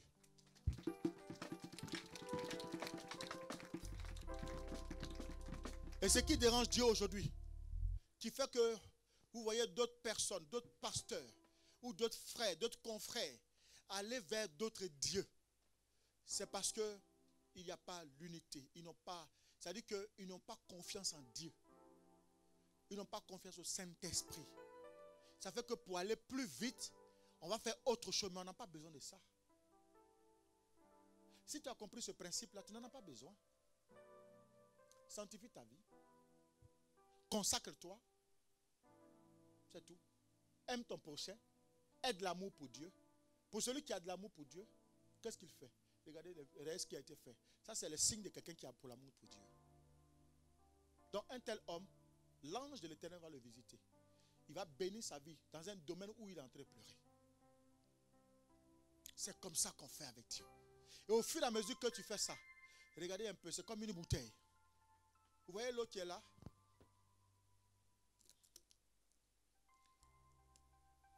Voici l'objectif que Dieu veut atteindre. Mais avant cette eau, si je mets du coca, et qu'au fur et à mesure on verse de l'eau, elle va changer au fur et à mesure, jusqu'à ce qu'elle devienne totalement limpide. Le Saint-Esprit, c'est comme ça qu'il remplit. Parce qu'on sait que quand il nous a pris, on était d'abord naturel. Et ensuite, par la suite, on est devenu charnel. C'est-à-dire un pied dedans, un pied dehors. Et ensuite, par la suite, on est devenu comment? Spirituel.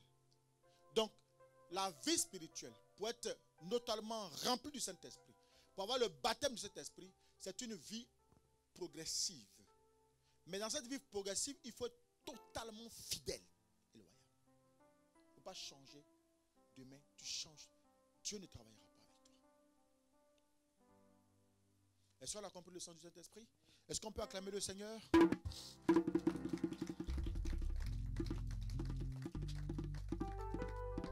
Alléluia. Amen. Est-ce qu'on a beaucoup de temps? Oh là là. Le rôle du Saint-Esprit dans la vie de chaque chrétien. J'ai énuméré ici 11 rôles. N'est-ce pas? Premier rôle, la nouvelle naissance, n'est-ce pas, est réalisée par l'Esprit. Jean 3, versets 5 à 6. Je ne vais pas lire, on ne va pas lire. Donc je dis, la nouvelle naissance est réalisée, je deviens une nouvelle personne, c'est réalisé par le Saint-Esprit. Jean 3, versets 5 à 6. Le Saint-Esprit demeure, n'est-ce pas, dans l'esprit du croyant. Il y a l'esprit du croyant, et puis il y a l'esprit de Dieu, qui est le Saint-Esprit. Donc quand tu nais, Dieu met en toi ton esprit. Maintenant, pour que ton esprit soit c'est-à-dire que ton âme se dirige vers, n'est-ce pas, ton esprit, il faut que tu manifestes l'œuvre de Dieu. Tu sois consacré.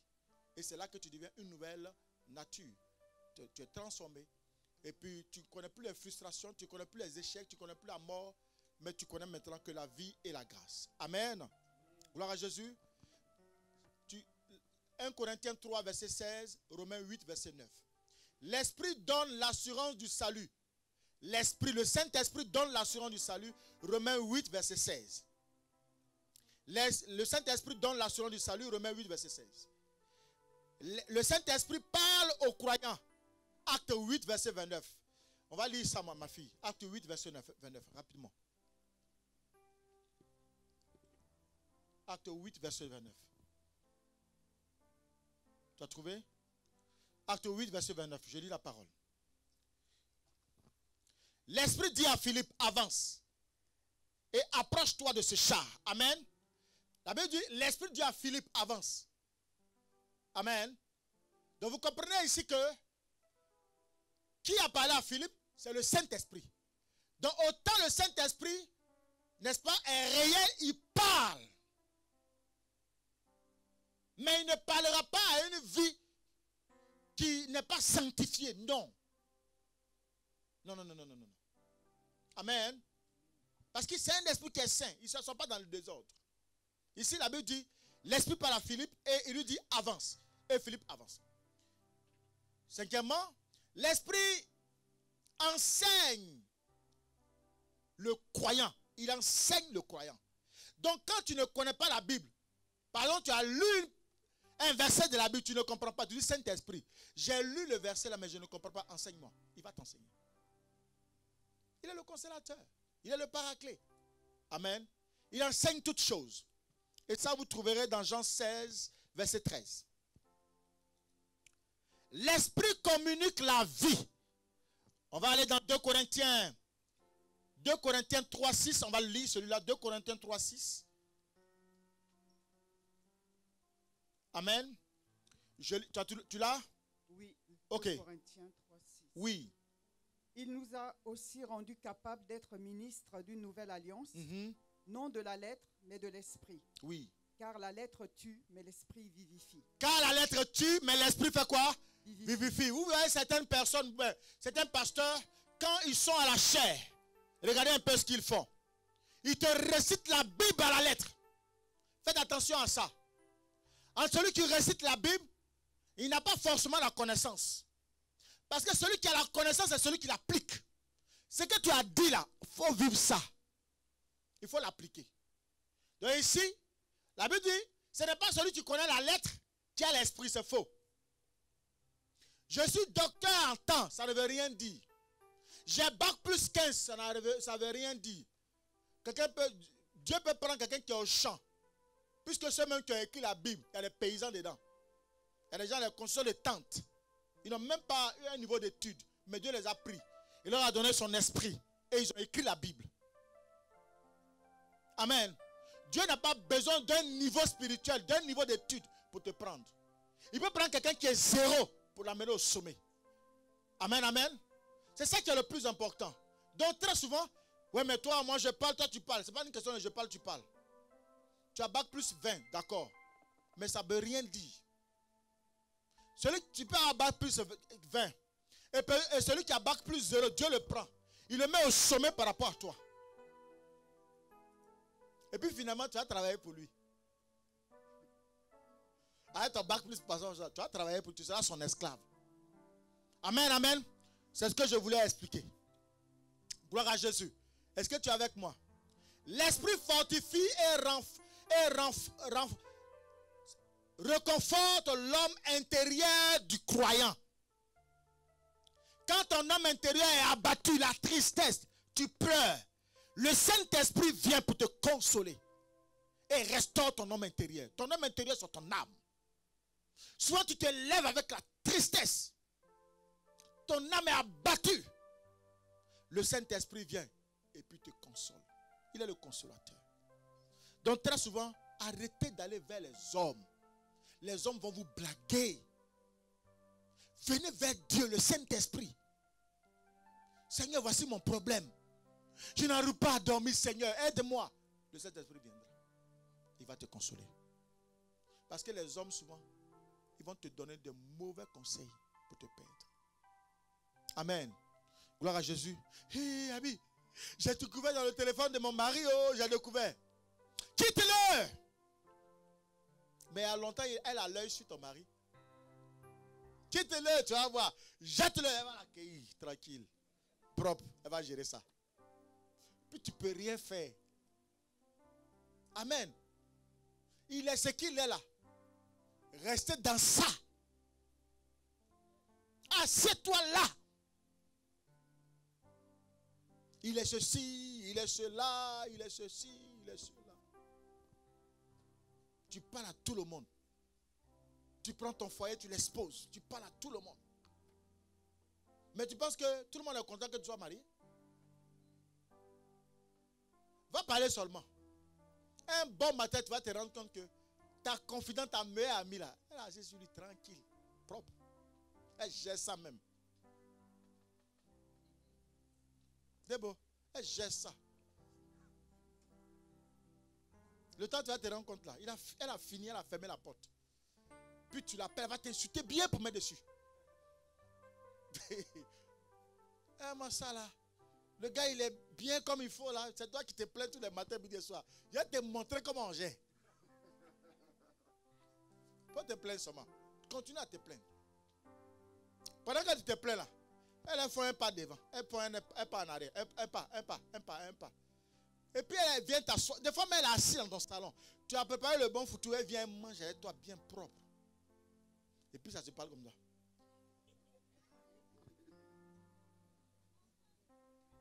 Oh, c'est vrai. Oh. Vous êtes dans ça, non? Elle se parle. Et puis vous allez voir le monsieur. Ça dit que dès qu'il te voit net, ta copine, moi je l'aime pas. Hein. Je n'aime pas qu'il vienne ici. Hein. Et je n'aime pas qu'elle vienne ici. Hein. Et de toi, elle est tout le temps ici là. Il se gère.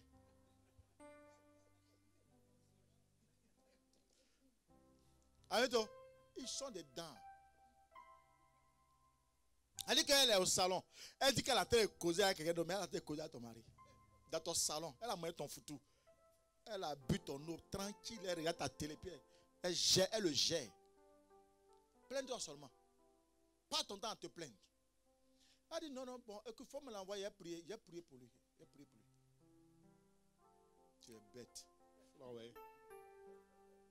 Il ne faut pas sécuriser ton foyer. Il ne faut pas rentrer en prière. Il ne faut pas te confier au Saint-Esprit. Hein. Confie-toi aux hommes. Tu vas voir ce qu'ils vont te mettre. Non, c'est ma... Non, c'est là. Elle ne peut jamais me faire ça. Ça, c'est ma copine. Ma copine.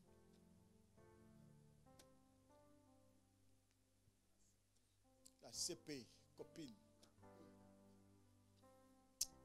Tu vas boire vinaigre en plein midi.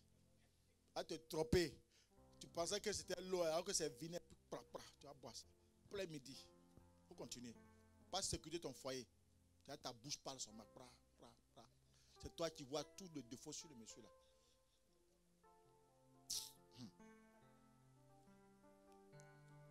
Voilà, voici ta solution aujourd'hui. Mets-toi à genoux. Confie-toi au Saint-Esprit parce qu'il va venir te réconforter.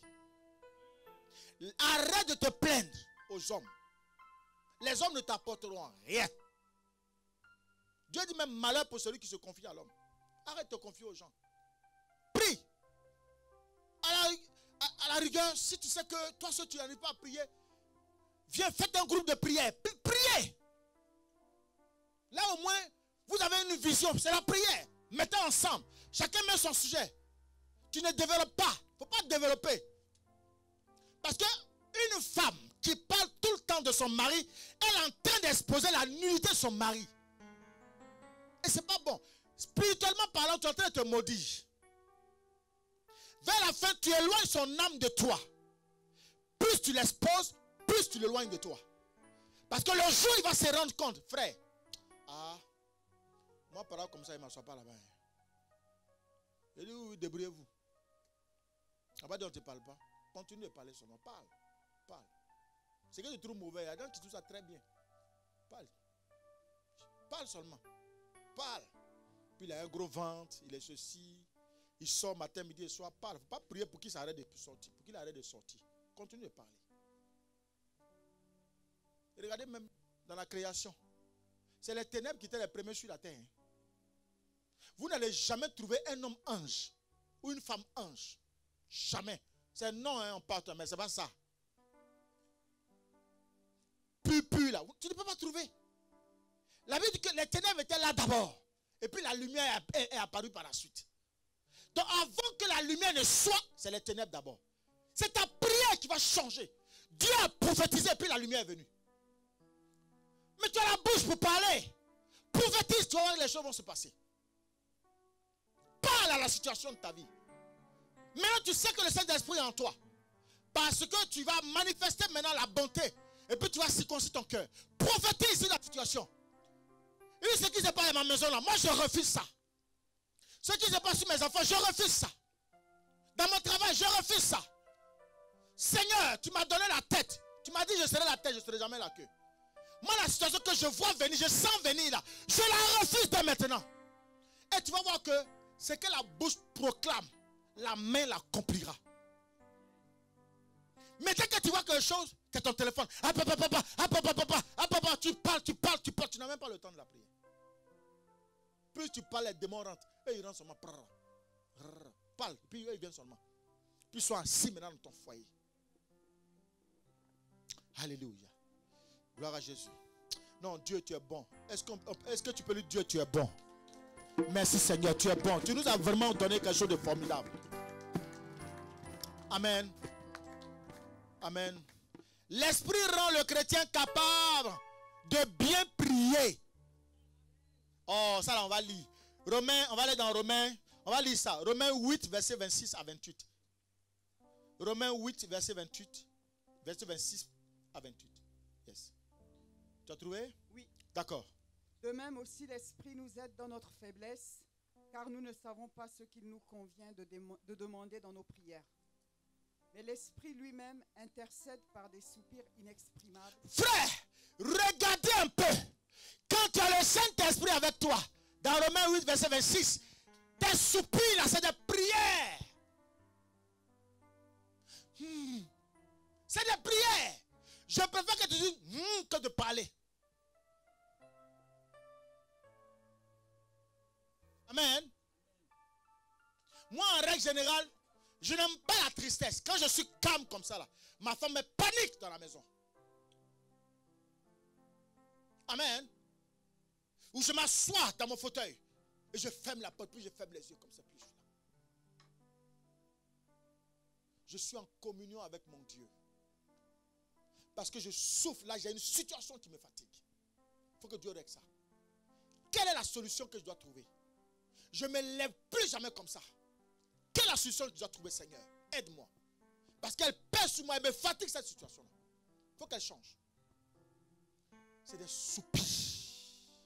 Relis-moi ça, ma fille. De même aussi, l'Esprit nous aide dans notre faiblesse, car nous ne savons pas ce qu'il nous convient de demander. Parce que nous ne savons pas ce qu'il faut faire. Quand nous sommes face à des situations difficiles, on ne sait pas où aller. On ne sait pas où mettre la tête, on est paniqué. Panique plus. Tu as le Saint-Esprit maintenant. Amen. Finis ça. Mais l'Esprit lui-même intercède par des soupirs inexprimables. L'Esprit même intercède parce que tes soupirs là, lui il prend ça, lui aussi il soupire. Et puis il ramène ça avec Dieu. Et celui qui sonde les cœurs connaît quelle est la pensée de l'Esprit. Parce que c'est selon Dieu qu'il intercède en faveur des saints. En faveur des saints. Toi qui souffres, c'est en faveur de toi qui va intercéder. Donc pardon. Aujourd'hui tu as le Saint-Esprit. Il ne faut plus parler. Ne confie plus tes tâches aux gens. Parce que ceux à qui tu donnes là, ils te jalousent. Tu ne sais pas. Ils convoitent ton foyer, tu ne sais pas. Tu as un beau visage comme ça. Et puis tu as un joli mari qui est auprès de toi. Tu ne sais pas ce qui... Hey, c'est comme un jour. Hey. Hey. J'étais là. Tranquille. Amen. Cette histoire où on éternue et puis on dit à tes souhaits là. Quelqu'un éternue auprès de moi. Fincan. Et puis la personne me dit, ah papa, tu ne me dis pas tes souhaits. Je dis, je ne connais pas tes souhaits.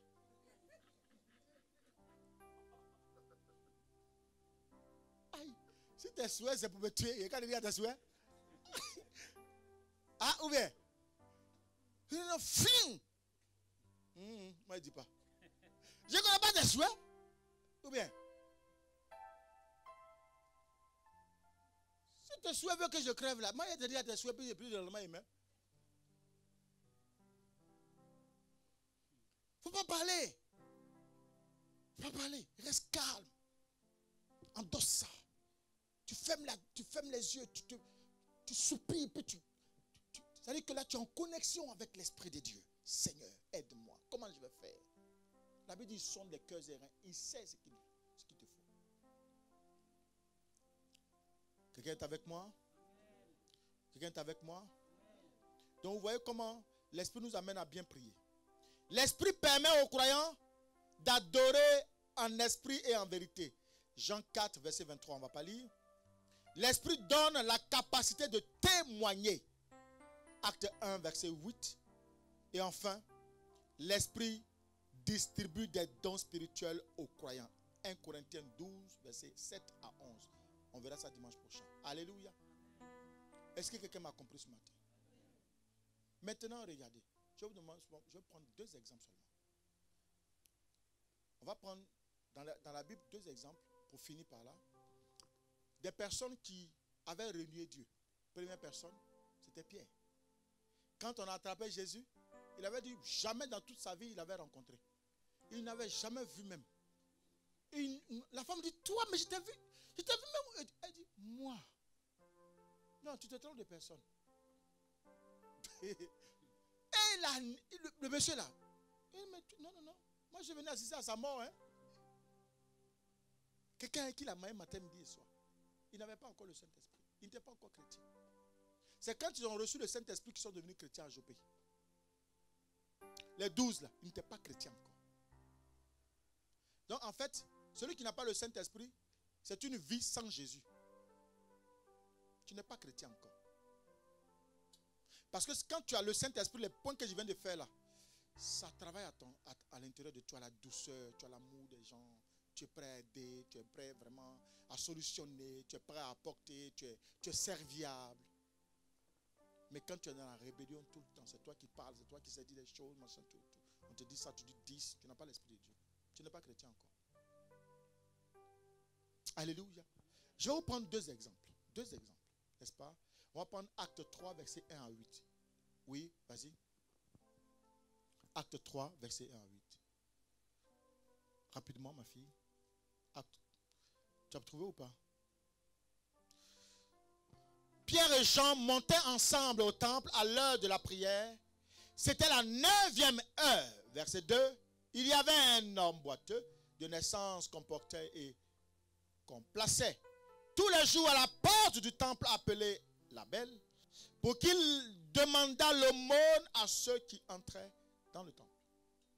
Cet homme, voyant Pierre et Jean qui allaient y entrer, leur demanda l'aumône. Pierre, de même que Jean, fixa les yeux sur lui et dit, regarde-nous. Verset 5. Et il les regardait attentivement, s'attendant à recevoir d'eux quelque chose. Verset 6. Alors Pierre lui dit, je n'ai ni argent ni or, mais ce que j'ai, je te le donne. Au nom de Jésus de Nazareth, lève-toi et marche. Et le prenant par la main droite, il le fit lever. Au même instant, ses pieds et ses chevilles devinrent fermes. Est-ce que quelqu'un comprend? Pierre n'avait rien hier. Il n'avait pas encore reçu le Saint-Esprit, il a renié Jésus. Mais regardez comment, quand il a été baptisé du Saint-Esprit, ce qu'il a pu faire. Il a dit à un boiteux, lève-toi. Un mendiant, lève-toi et commence à marcher. La Bible dit, il a marché. Vous voyez que quand tu as le Saint-Esprit en toi, frère bien-aimé, il n'y a rien qui soit impossible. Tu n'as même pas besoin de moi pour parler à ta situation, puis ta situation va changer. Il faut faire ça avec conviction et vie. Avec foi. La situation va venir à ta faveur. Qu'est-ce que les gens craignent? Pour lesquels ils se réfugient à l'église. Ils craignent la mort, ils craignent la sorcellerie, ils craignent la pauvreté, ils craignent tout ça. Amen, amen. Mais quand tu as le pouvoir qui est le Saint-Esprit, aucun sorcier ne peut faire un impact sur ta vie. Alléluia. On va voir ça dans Jean 4. Acte 4. Acte 4, verset 1 à 15. Tu es là ou pas? Acte 4, verset 1.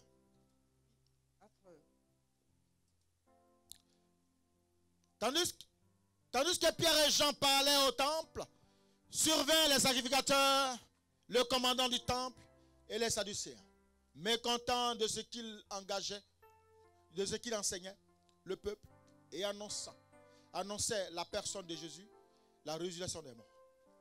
Au verset 3, il mit les mains sur eux et il les jetait en prison jusqu'au lendemain, car c'était déjà le soir. Verset 4, cependant, beaucoup de ceux qui avaient entendu la parole crurent, et le nombre des hommes s'élevait à environ 5000. Verset 5. Le lendemain, les clés du temple, les anciens et les scribes s'assemblèrent à Jérusalem. Verset 6. Avec Anne, le souverain sacrificateur, Caïphe, Jean, Alexandre, et tous ceux qui étaient de la race des principaux sacrificateurs. Verset 7. Il fit placer au milieu d'eux Pierre et Jean et leur demandèrent: par quel pouvoir, au nom de qui avez-vous fait cela? Alors, verset 8, tu l'as? Tu peux continuer? Alors Pierre, rempli du Saint-Esprit, leur dit: chef du peuple et ancien d'Israël, puisque nous sommes interrogés aujourd'hui sur un bienfait accordé à un homme malade, afin que nous disions comment il a été guéri. Sachez-le tous, et que tout le peuple d'Israël le sache. C'est par le nom de Jésus-Christ de Nazareth que vous avez crucifié et que Dieu a ressuscité des morts. C'est par lui que cet homme se présente en pleine santé devant vous. Jésus est la pierre rejetée Verset par... combien? 11. Yes. Jésus est la pierre rejetée par vous qui bâtissez et qui est devenue la principale de l'angle. Oui, verset 12. Il n'y a de salut en aucun autre, car il n'y a sous le ciel aucun autre nom qui ait été donné parmi les hommes, par lequel nous devions être sauvés. Verset 13. Lorsqu'ils virent l'assurance de Pierre et de Jean, Lorsqu'il vit l'assurance de Pierre et Jean, il fut étonné, sachant que c'était des hommes du peuple, sans instruction, et il les reconnut pour avoir été avec Jésus. Est-ce que Pierre a régné Jésus? Regardez la différence. Quand il n'avait pas le Saint-Esprit, il avait régné Jésus. Mais là, il a été rempli du Saint-Esprit. Est-ce qu'il a régné Jésus? Il a pris la parole, il a parlé à ses détracteurs avec quoi? Assurance. Est-ce qu'on comprend la différence? Donc c'est le Saint-Esprit qui te donne la force et l'assurance de faire les choses que tu ne devais pas faire. Je ne suis rien sans le Saint-Esprit. La prédication, je ne peux pas la faire sans le Saint-Esprit. Je ne peux rien voir sans le Saint-Esprit. Et le Saint-Esprit n'est que l'Esprit de Jésus. Sans l'Esprit de Jésus, rien ne peut être possible. Aucune guérison, aucun miracle n'est possible sans le Saint-Esprit. Même parler, il faut le Saint-Esprit. Manger, il faut le Saint-Esprit. Voyager, il faut le Saint-Esprit. Montre-moi ce qui est là-bas. Est-ce que je dois partir ou pas? Il faut le Saint-Esprit. Alléluia. Alléluia. Même pour aimer ta femme, Saint-Esprit, il y a des moments où ma femme, mon cœur commence à se refroidir. Remplis mon cœur d'amour. Le Saint-Esprit va faire. Mes enfants, je ne comprends plus. Saint-Esprit va faire. Confie tout au Saint-Esprit. Amen. Donc vous allez voir que la peur que tu manifestes, c'est pas le manque du Saint-Esprit. Un vrai chrétien n'a pas peur du sorcier. Continue. mais comme ils voyaient là près d'eux l'homme qui avait été guéri, ils n'avaient rien à répliquer. Est-ce que vous savez pourquoi est-ce qu'ils veulent mettre Pierre et Jean en prison? À cause du boiteux qu'ils ont guéri. Est-ce qu'on peut mettre quelqu'un en prison parce qu'on a fait du bien? Voilà. Ça, c'est les mauvais, ça. C'est les mauvais. On dit souverain sacrificateur. Hein. C'est des pasteurs qui sont au service, soi-disant, de Dieu. Regardez leur cœur. Des chrétiens, regardez leur cœur. C'est eux qui te vendent. Amen. Amen. Quand nous sommes baptisés du Saint-Esprit, aucune prison ne peut nous retenir, malgré l'accusateur. Frère, quand tu es baptisé du Saint-Esprit, Dieu met fin à tes frustrations, échecs et toutes les limites que l'ennemi a mis. C'est le Saint-Esprit qui te permet de ne pas craindre le monde des ténèbres. Je suis fort parce que Dieu est avec moi. Je suis debout parce que le Saint-Esprit est avec moi. Je ne crains aucun mal, même dans l'homme de la vallée de la mort, parce que le Saint-Esprit est avec moi. Sa houlette là, c'est le Saint-Esprit. Son bâton, c'est le Saint-Esprit. Ça me rassure. Pourquoi tu ne peux pas prier comme ça? Alléluia. Quand je dors la nuit, on me poursuit, les serpents me poursuivent. Les serpents veulent me mordre.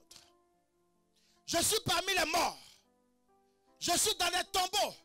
Saint-Esprit, ton esprit me vivifie. La Bible dit dans Jean 6, verset 63, c'est ton esprit qui me donne la vie. Donc je ne peux pas être parmi les morts. Parce que hier, quand Jésus était cherché, on dit, pourquoi cherchez-vous celui qui est vivant parmi les morts? Moi, je ne suis pas mort. Je refuse la mort maintenant au nom de Jésus. Pourquoi tu ne pries pas comme ça? Tu as tout pour réussir. Alléluia. Tu as tout pour être élevé. Tu as tout pour ta grandeur. Tu as tout pour dominer. Tu as tout pour accomplir le règne de Dieu. C'est par manque de connaissance.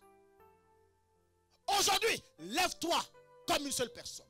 Dans ta maison, avec ta famille, tes enfants. Lèvez-vous. Invoquez le Saint-Esprit, il viendra. Celui qui m'invoque, je viens. Dieu se laisse trouver par celui qui le cherche. Amen. L'ange de l'Éternel campe autour de ceux qui le craignent. L'appeler, il vient. Tu dis, viens, il vient. Alléluia. Gloire à Jésus. On va prier ce matin. Tiens-toi debout.